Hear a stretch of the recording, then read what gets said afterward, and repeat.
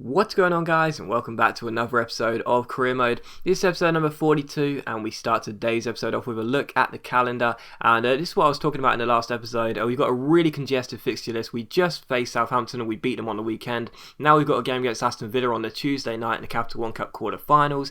Then we've got a Europa League group stage game against Fiorentina on Thursday. And then we've got to go to the Etihad Stadium in Manchester to take on Manchester City away on Sunday in the Barclays Premier League. So yeah, it's really frustrating. Of course, Townsend as well, as you see there, got an injury, a training injury in the last episode, so he's going to be out for all the games. So it absolutely sucks because it means we've got to keep on rotating the squad. And this is the business end of the Capital One Cup. If this fixture was like the third round or whatever, I wouldn't really care about having to play a complete backup side. I mean, we've been playing a bit complete backup side anyway, but now I actually get into the business end. I want to retain this tournament. I want to win it again.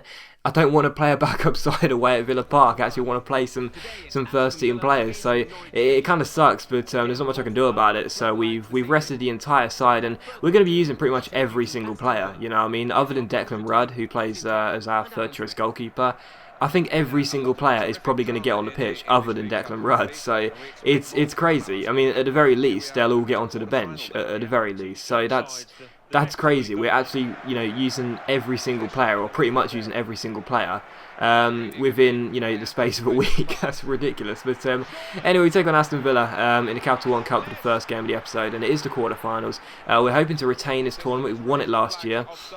Hoping to win it again, and Villa got off to a great start. However, the goal was ruled out for offside, so it would have been a great start. But unfortunately for Villa, the flag was up, so it was still 0-0. But in the 18th minute, Yaya Sanogo had a good chance for us, but his shot was well saved by the Aston Villa goalkeeper, and they managed to get the ball away. So still 0-0 here.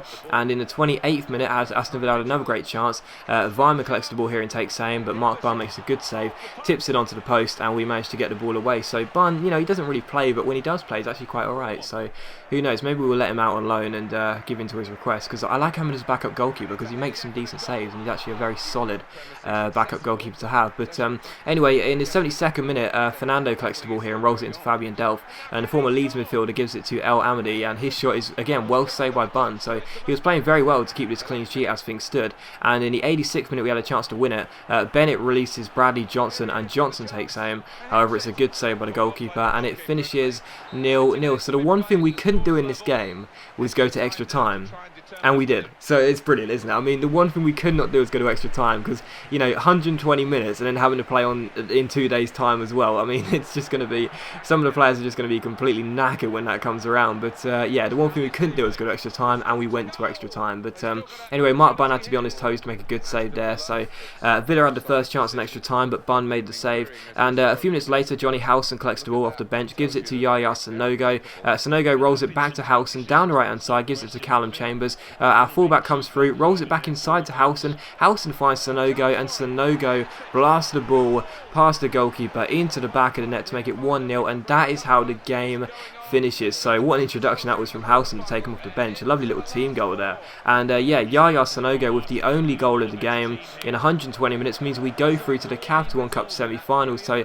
despite playing a backup side, or even worse than a backup side, we have players like Bradley Johnson playing. We haven't used him all season, I don't think. So we go through. We're through to the semi-finals of the Capital One Cup, and I'm absolutely delighted. That's fantastic. And I really think, touch wood, not trying to jinx it, I really believe that we can probably go ahead and retain it and win it 2 years in a row. That would be great. But here's a youth scout report, and we get another decent player here. It's a goalkeeper, overall 51.65, potential 75.94. So we go and pick him up. He's the second player we've picked up this series.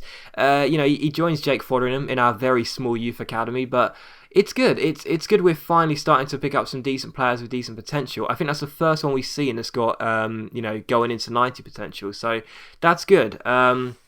Hopefully that does turn out to be the case, and he's not worse than we originally think. So yeah, I mean, it's good. It's good that we picked up another player, because I was really fearful that we'd go through the whole season only picking up one player who's very average at best. So that's good. We picked up a really decent player, and I think I'll probably promote him at the end of the season or at the start of next season. And I think he's 16 already, so we were able to do that, and then send him out on loan next season. So that's what I'll probably look to do, and then we can sell Mark Bunn if he's still complaining, and possibly Declan Rudd as well. But yeah, we take on Fiorentina for the second game of the episode. episode here in the Europa League group stage, and as you can see here, the players are just absolutely shattered and are making so many changes. I mean, I had to speed this up because it actually took quite a while, but I'm making so many changes, and the whole squad is just getting completely changed around. And I honestly do believe, like, I can't remember, I probably should have wrote it down just to make sure, but I'm pretty sure that every single player other than Declan Rudd got onto the pitch for at least 1 minute for the whole of the in the space of a week. So anyway, we take on Fiorentina here for the second game of the episode here in the Europa League, and as things stand, we're currently sitting in second place. Fiorentina are top with 9, we've got 8 in second place. So if we win this game, we qualify for the knockout stages automatically. If Fiorentina draw or win, they qualify automatically. So no matter what happens, one of the teams here tonight was going to qualify. And of course, depending on results in the Elfsborg-Vitoria game, we could both qualify if we drew. So yeah, I mean, it was well, even if Fiorentina won, we could both qualify. So everything was to play for in this game. Everything was to play for. We could both qualify. One of us could qualify. It was everything to play for. And Fiorentina almost took the lead in the first few minutes. However, they didn't. The shot hit the post, and Gomez's shot hit the post as well. Was also ruled offside. So still 0-0. But in the 37th minute, Fiorentina had another great chance, and again it was spurned. They really doubted the best chance in the first half. Or in the 42nd minute, Billy Sharp finds Nathan Redmond. Redmond skips past Rodriguez. Great chance for Redmond down the left-hand side. Gets past Stefan Savic. Nice little Berber spin, and his finesse shot goes wide. Really should have finished that, shouldn't I? Still 0-0. And in the second half, the first chance came to Quadrado, who's a player I really do rate. He finds Giuseppe Rossi, and his cross comes into Honda, and his header goes wide of the post. So still 0-0. And in the 65th minute, Gary Hooper collects the ball here down the right-hand side, chips it into Dale Jennings with the bicycle kick. However, his shot is easily saved and tipped over the bar. So still 0-0, and in the 71st minute, Honda collects the ball here. The Japanese playmaker collects it, gives it to Borja Valero, back to Honda. Honda comes through, takes aim, and it goes just wide of the post. So still 0-0 as things stood. And a few minutes after that, Russell Martin collects the ball. Our Scottish fullback goes down the right hand side, cuts inside here, plays the ball through to Teddy. Teddy collects the ball here, gets onto his right foot, gets a chance to take aim here into the box, but his shot is well saved by the goalkeeper, and Dale Jennings' shot is tame, and it goes straight to the keeper. So still 0-0, and in injury time, Fiorentina had a chance to win it here. Nice little counter-attack. Honda finds Borja Valero. Great chance for Giuseppe Rossi. He does put the ball in the back of the net, but the flag is ruled, put up, and the goal is ruled offside. And it was a heart-in-mouth moment there, because I honestly thought it was onside, but thankfully he wasn't. And the game finished 0-0. So Fiorentina qualified for the next round. They did what they needed to do, and because Vitoria beat Elfsborg, it means that we can still get knocked out of the tournament. Vitoria need to win in the final group stage game. That's away in Portugal. Vitoria need to win. I worked this out. I'm pretty sure I worked this out. The Vitoria need to win by 2 goals or more to qualify. Otherwise, we'll be going through. So if we avoid losing by 2 goals or more, we go through. If that makes sense. I'm pretty sure that's the case. Otherwise, I've got it completely wrong, but I'm pretty sure that if we win the game, we're through. If we draw the game, we're through. If we lose the game by 1 goal, we're through.